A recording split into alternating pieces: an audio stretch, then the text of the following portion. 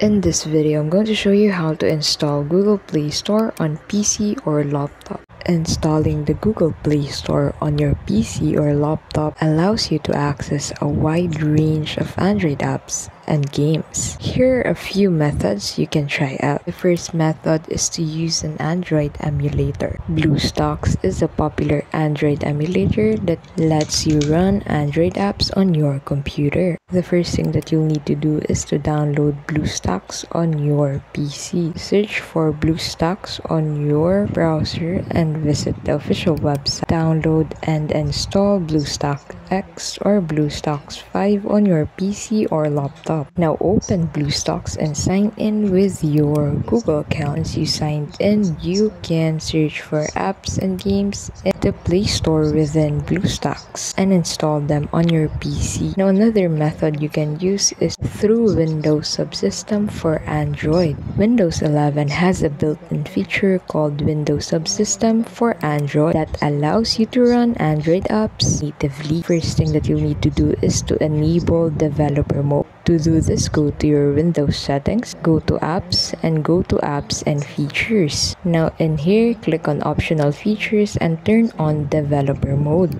After this, open Windows Terminal and run the command that you'll find here. After that, go back to the Play Store and click on the sign in button to log in using your Google account. Remember to choose the method that suits your preference and system requirements. And there you have it, folks. Thank you so much for watching. I hope you found this tutorial helpful. If you did, please don't forget to give this video a like and subscribe to keep updated with our latest videos.